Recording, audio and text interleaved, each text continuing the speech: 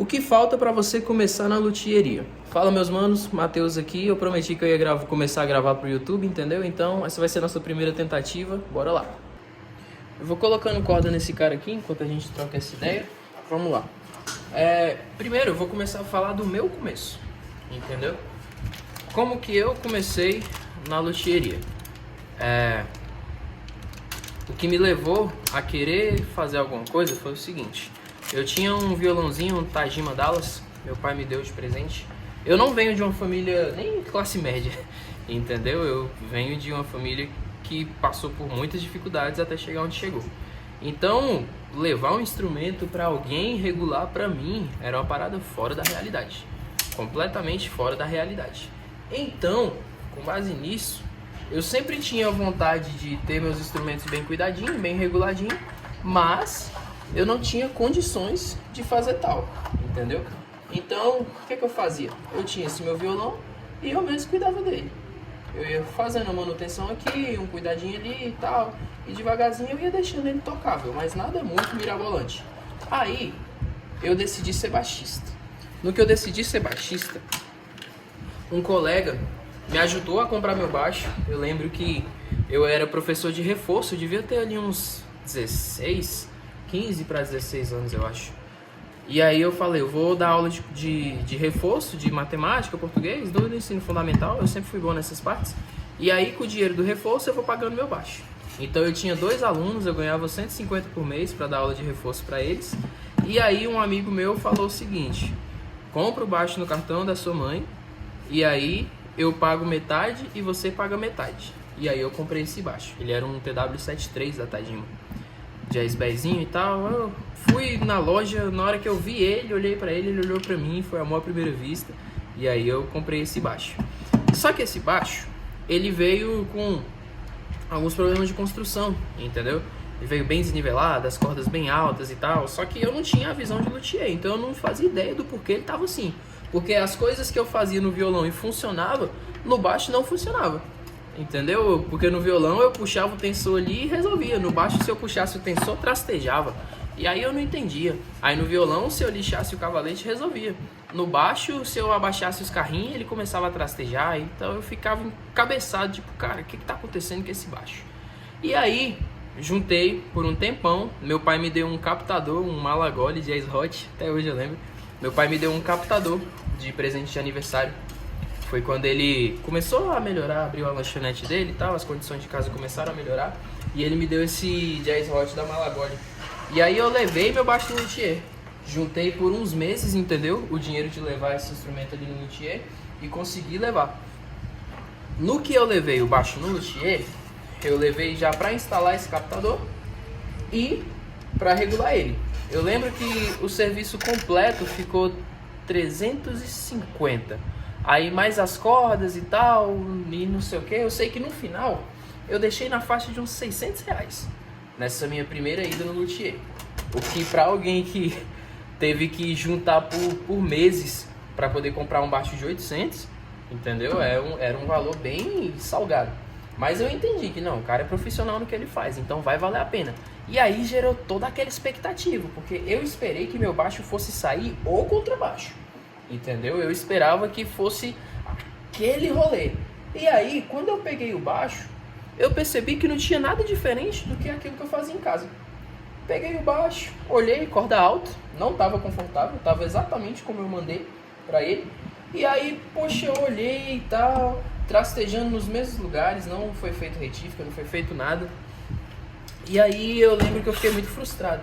Mas aí eu tava empolgado ainda, porque eu falei, cara, captador novo, entendeu? Captador novo, então bora testar. Na hora que eu liguei os 2 potenciômetros, o captador tava com cancelamento de fase, então o cara nem testou a polaridade dos captadores antes de colocar. E aí no final, meu baixo voltou horrível, horrível. E aí eu olhei assim, eu fiquei pensando, né, cara, eu juntei tanto tempo para poder levar meu instrumento num cara que sabe, e o instrumento voltou exatamente igual. E aí eu lembro que isso me frustrou de um jeito, mas de um jeito assim que eu falei, eu vou aprender a fazer isso aqui. E aí foi onde eu decidi começar na luthieria.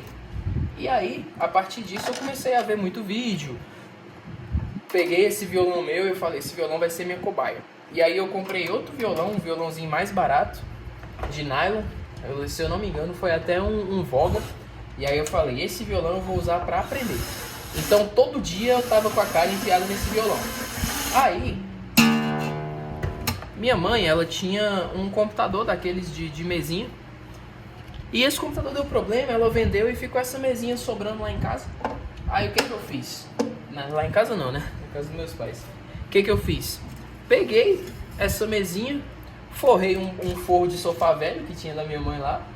Comprei uma fita crepe, uma lima e um alicate. Peguei um jogo de chave Allen e falei, agora eu sou luthier. E aí coloquei essa mesinha na área de serviço, porque era o único lugar que tinha espaço dentro da casa. Coloquei essa mesinha na área de serviço e falei, bora aprender luthieria.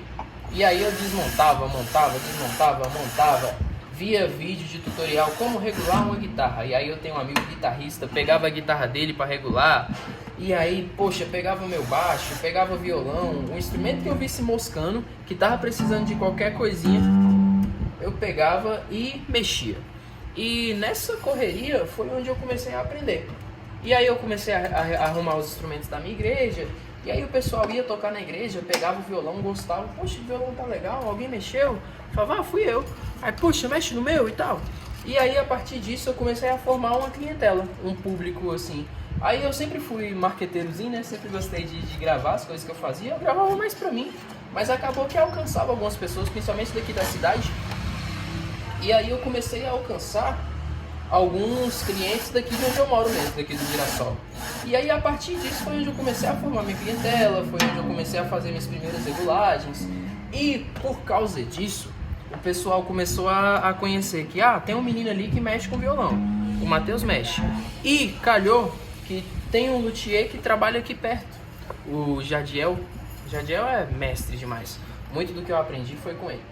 E aí o Jadiel tava precisando de funcionário, o pessoal sabia que eu já mexia, aí me levaram. Só que aí a área do Jadiel era totalmente diferente da minha, porque eu só mexia com regulagem, manutenção e essas coisas. O Jadiel já mexe com construção e reforma, entendeu? É um passo bem além do que eu faço. Então na hora que comentaram eu falei, é minha oportunidade de crescer. E aí sem pensar duas vezes eu saí do emprego que eu tava e fui trabalhar com ele. E aí a partir daí eu aprendi muita coisa, formei mais alguns clientes. E aí depois de um tempo eu comecei a trabalhar por conta própria e tal. A gente conversou, eu saí de lá e estou funcionando aqui na minha própria lojinha. Matheus, o que você quer dizer com isso? Eu comecei a mexer com luthieria na área de serviço da minha mãe, entende? Minha mãe lavando roupa, a máquina soltando água, a água molhando meu pé e o instrumento em cima da bancada enquanto eu mexia. Fiz muito serviço de graça. Fiz muito serviço pela experiência, muito serviço pelo marketing, até conseguir começar a ganhar alguma coisinha. Porém, se eu não tivesse começado, eu não estaria em lugar nenhum hoje.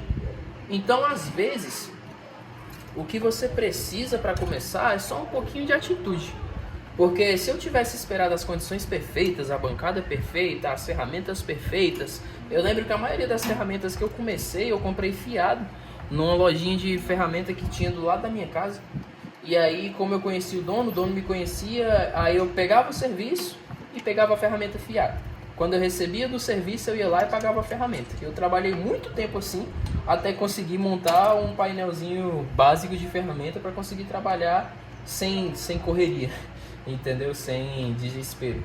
Mas sempre foi assim. E aí, o bom de ser cidade pequena é porque a palavra predomina muito, né? Então, cara, precisava de uma cera. Pegava o serviço, pegava a cera fiada, na hora que eu recebia do serviço eu ia lá e pagava. E aí eu trabalhei assim por muito tempo. Até hoje, volta e meia, eu faço umas dessas. Mas onde eu quero chegar? Cara, começa. Matheus, mas eu só tenho uma mesinha jogada aqui em casa. Começa. Mas eu só tenho um violão velho. Começa. Matheus, mas eu não tenho nada, eu só tenho um alicate do meu pai e uma chave Phillips. Começa. Entendeu? Há muito tempo atrás, um pouco antes da minha época, na verdade, a luthieria parecia um segredo de estado, onde quem sabia se esforçava ao máximo para não deixar os outros saberem. E agora não é assim. Agora você vai na internet, você acha muita coisa excelente, muito conteúdo sensacional. Claro que tem muita besteira na internet, tem muita besteira, isso aí é inegável. Porém, tem muita coisa boa também. Então, para quem quer começar hoje, tá muito mais fácil do que para quem começou lá atrás, para quem começou quando eu comecei. Então, o que você tá esperando? Comece. Às vezes o que tá faltando é só uma atitude para você complementar a sua renda. Para você complementar a sua renda, para você trabalhar com o que você gosta, para de repente você sair do CLT, que é uma corrida dos ratos enorme, mas isso aí é assunto para outro vídeo, entende? Então, cara, o que eu quero falar para você nesse vídeo é: começa. E um detalhe muito interessante é que quando eu decidi abrir a loja de fato, eu não tava mais morando com meus pais.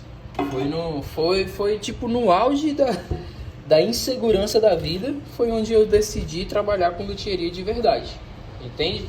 Tipo, eu tinha acabado de casar, eu casei novo, eu tenho 21 anos, mas eu já sou casado. Eu casei com 20, minha esposa tem 19. E aí, no ano que eu casei, recém-casado, eu já tirei uma casa, entendeu? Financiei uma casa, trabalhando com luthieria com o Jadiel. E aí eu já saí de lá e já comecei com minha loja aqui. Já abri minha loja. Agora pensa, moleque de 21 anos, recém-casado, tudo pra organizar na vida, ainda decide abrir o próprio negócio na luthieria, entendeu? Então, cara, tinha tudo pra dar errado. Tinha tudo pra dar errado. Mas Deus é bom, tem nos ajudado, entendeu? Nos ajudou, colocou pessoas incríveis no caminho, porque como a Angélica falou, pra quem não desiste, sucesso é questão de tempo. E isso é muito verdade. E, inclusive, ela foi uma das pessoas que Deus colocou no meu caminho, né?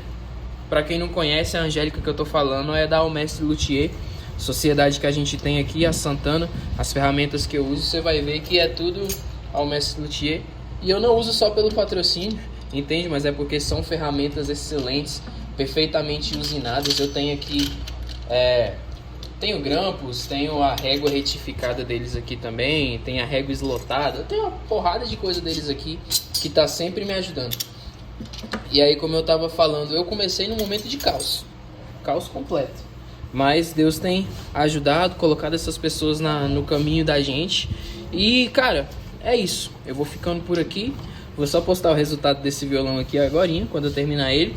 E o que eu quero deixar pra você nesse vídeo é: comece. Independente da situação, só comece, coloca Deus na frente e não desiste, o resto você vai ver. E tá aí, Tajima Dallas finalizado, polimento de traste, hidratação da escala. A gente trocou esse circuito dele aqui também, tá com circuito novo. Desempenho do braço, ó, quer ver? Vou mostrar a altura das cordas aqui. Olha isso aqui, que coisa linda, ó. Deixa eu virar aqui. Tá batendo aqui 1.50, entendeu? Eu vou colocar aí no vídeo a altura que ele tava, pra vocês verem. E é isso, meus lindos. Valeu, falou, tamo junto. Obrigado pelo papo. É nóis.